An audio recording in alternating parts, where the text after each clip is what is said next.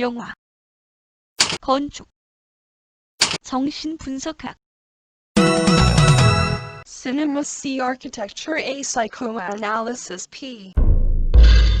카푸 채널의 앞에입니다. 경찰 캅이랑은 아무 상관 없습니다. 다만 상관이 있다면 여러분 마음속에 캅이 되고 싶네요. 8번째 카푸 채널 콘텐츠는 르 꼬르비제의 유니테 다비타시옹을 소개하겠습니다. 유니테 다비타시옹은 2차 세계대전을 전후로 꼬르비제가 모더니즘 건축이 추구했던 인터내셔널 스타일을 벗어나 그만의 새로운 건축을 선보인 스타트가 된 작품입니다. 흔히 브루탈리즘의 시작이 유니테 다비타시옹이라고 하죠. 사실 이 작품 찾아가기 정말 힘들어서 웬만한 결심 아니면 갈 수 없는 위치에 있습니다. 그러니 사진만으로도 한번 감상해보세요. 그리고 제 특기가 쓸데없이 길어지는 거잖아요.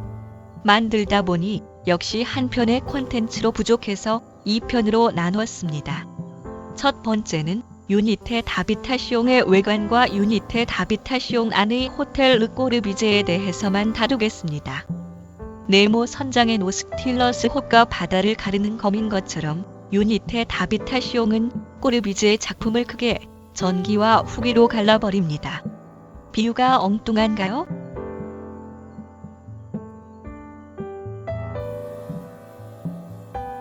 유니테 다비타시옹은 2018년 7월 21일에 답사를 갔습니다. 그 전에 스위스의 아르나임에서 머물다가 차로 한 8시간 정도 운전해서 유니테 다비타시옹이 있는 프랑스 남쪽 끝에 있는 마르세이유에 저녁 6시 정도 도착했습니다. 바로 여기가 마르세이유의 유니테 다비타시옹의 위치입니다. 마르세이유 북쪽에서 그냥 내비 믿고 들어왔는데 이쪽으로 가려면 항구를 가로질러 가야 하기 때문에 바다 밑 터널을 통과해 가야 합니다. 그런데 터널비도 비싸지만 지하 터널로 가면 이쪽은 전파가 안 터져서 내비가 죽어버려서 터널 빠져나오는데 엄청 고생했습니다. 힘들게 유니테 다비타시옹으로 가시면 출입구는 여기입니다.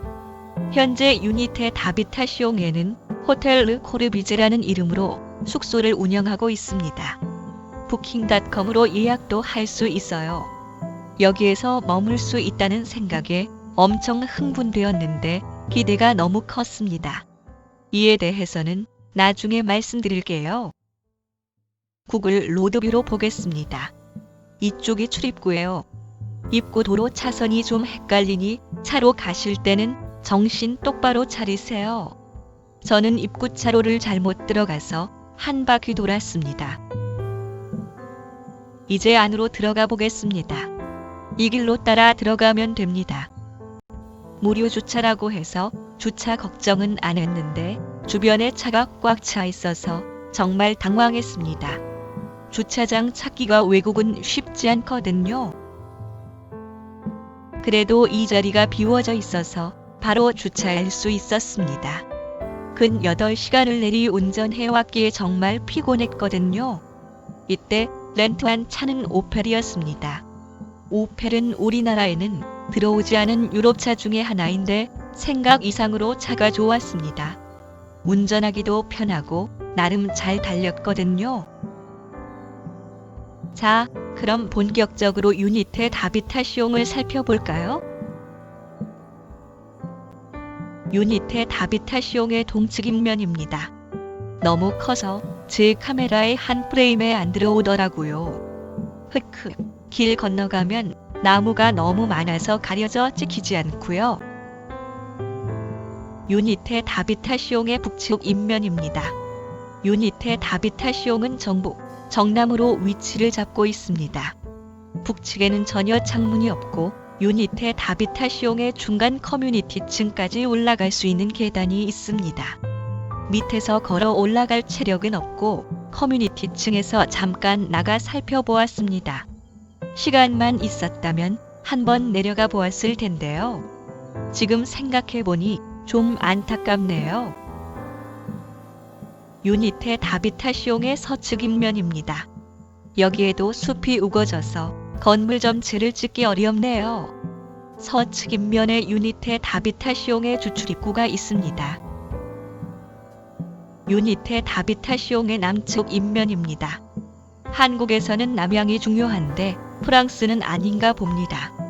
건물에서 좁은 폭 쪽이 남향을 하고 긴 쪽은 동향과 서향을 하고 있네요.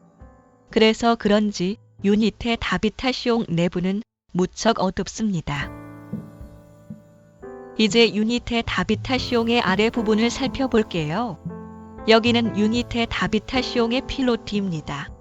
전편에 보여드린 빌라 사보아와 마찬가지로 여기는 아래는 기둥만 세워놓고 건물을 위로 들어올려서 몇 개층 위부터 본격적으로 건물의 공간이 채워집니다. 필로티 아래에는 기계실을 위한 공간들이 있습니다. 그 기계실로 올라가는 계단이 이것입니다. 여기 올라가 보셨자 볼만한 것은 아무것도 없습니다. 문이 꽉 잠겨져 있거든요. 여기는 유니테 다비타시옹의 주출입구입니다. 캐노피가 날아갈 것 같지요. 유니테 다비타시옹은 빌라 사보아랑 다르게 백색 페인트를 쓰지 않고 콘크리트만으로 재료 마감을 했습니다.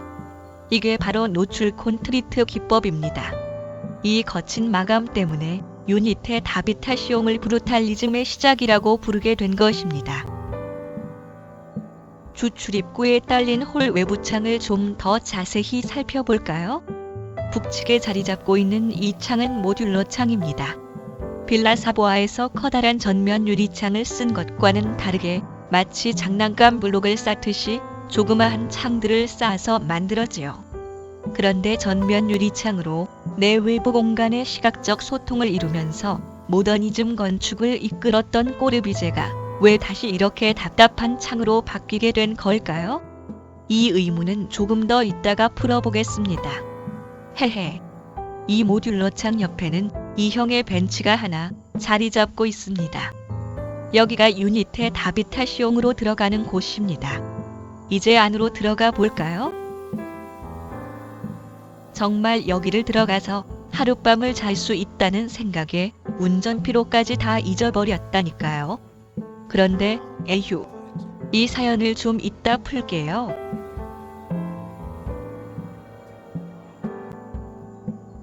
(1층에는) 위로 올라가는 엘리베이터 앞에 여기를 방문하는 관광객에게 입장권을 파는 매표소가 떡하니 있습니다. 호텔 르꼬르비제 프론트는 중간에 커뮤니티 층으로 올라가야 해요. 숙박하러 왔다고 하면 그냥 안으로 들여보내줍니다. 이제 1층 홀을 둘러보겠습니다. 빌라 사보아하고는 분위기가 많이 다르죠. 1층 홀에는 모듈러 창이 남측에 하나 더 있습니다. 아까 전 창과 마찬가지로 여기도 색깔이 있는 창이 있네요. 이것이 어쩌면 나중에 롱샹의 창에 영향을 주었을지도 모르겠네요. 이 사진은 필로티 아래에서 1층 홀의 외부를 바라본 것입니다. 1층 홀에서 동측으로 나있는 창입니다.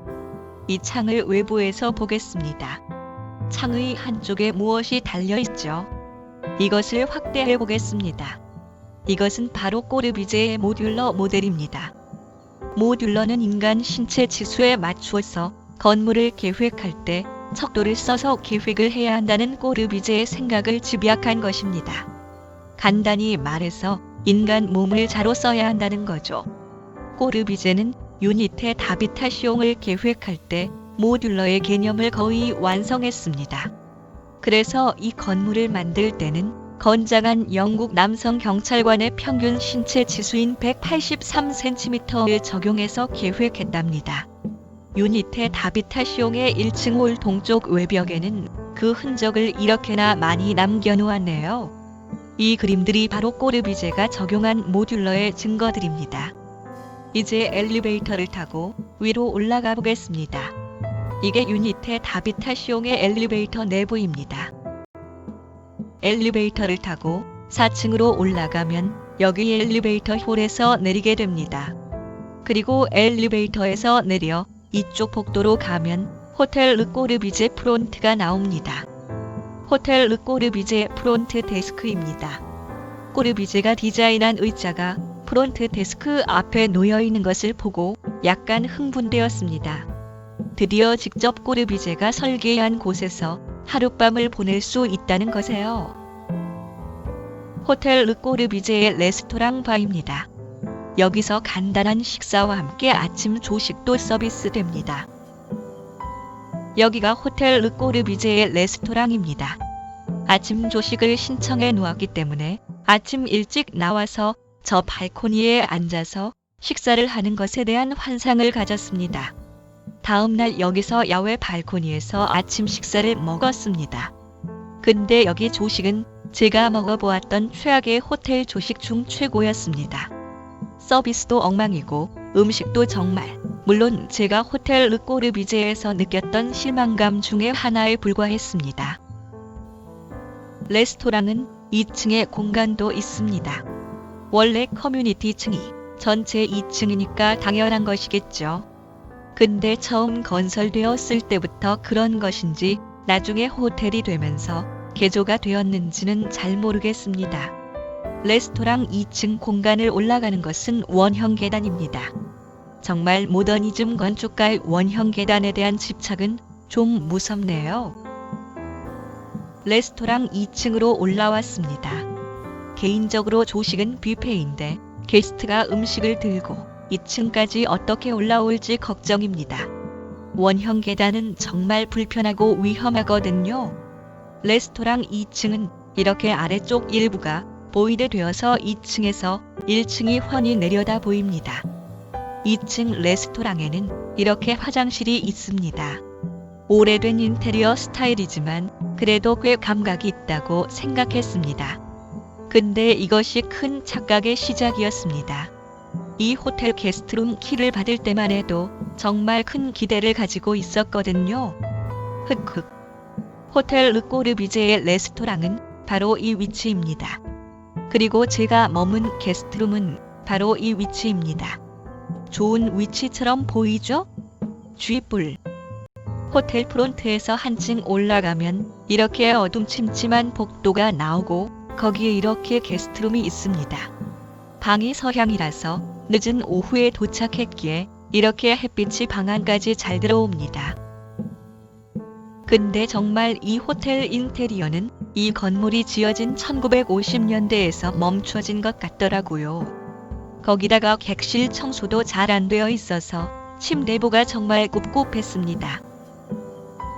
거기다가 옷장은 왜 이렇게 큰 것인지 이 옷장 뒤쪽에 욕실이 있습니다. 저는 보통 하루에 찍은 사진을 다 옮겨놓고 정리하기 때문에 책상이 필요합니다. 근데 저 보잘것없는 책상, 거기다가 여기는 전원 콘센트가 부족해서 노트북하고 카메라, 핸드폰 충전하는 것도 힘들었습니다. 근데 그런 것 때문에 제가 호텔 르꼬르비제에 실망한 것이 아닙니다. 저는 유니테 다비타시옹의 메조넷, 즉 복층형의 호텔 게스트룸을 기대하고 여기에 숙소를 잡은 것이었습니다. 근데 호텔 르꼬르비제는 커뮤니티 층에서만 호텔 영업을 하고 있기 때문에 애초에 복층형 객실은 없었던 것입니다. 이런 막힌 천장을 보려고 여기에 숙소를 잡은 것이 아니었습니다. 흑흑. 게스트룸 욕실입니다. 정말 여기도 딱 1950년대 즈음의 욕실입니다. 거울은 왜 이렇게 크게 안 쓰고 폭좁게 쓰는지, 그리고 욕조가 있는 벽에는 웬 모자이크 타일?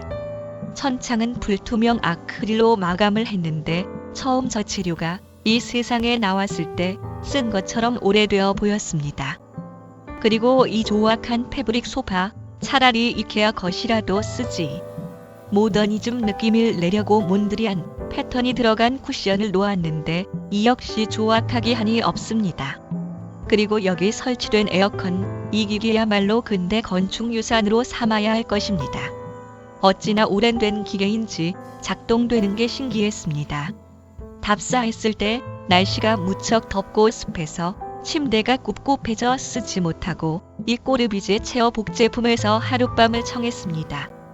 여기까지 보면 유니테 다비타시옹에서 하룻밤을 머문 것은 최악의 실수입니다. 그냥 답사만 와도 되었을 텐데요. 그런데 다시 여기를 답사할 기회가 있으면 여기서 하룻밤 자는 것에 대해 또 심한 갈등을 할 것입니다. 이 게스트룸과 조식을 극복할 수 있는 무언가가 유니트의 다비타 시옹에 있거든요. 그 이유를 다음 콘텐츠에서 다루겠습니다. 그럼 콘텐츠 봐주셔서 감사드리고 카프 채널의 레이첼과 아페입니다.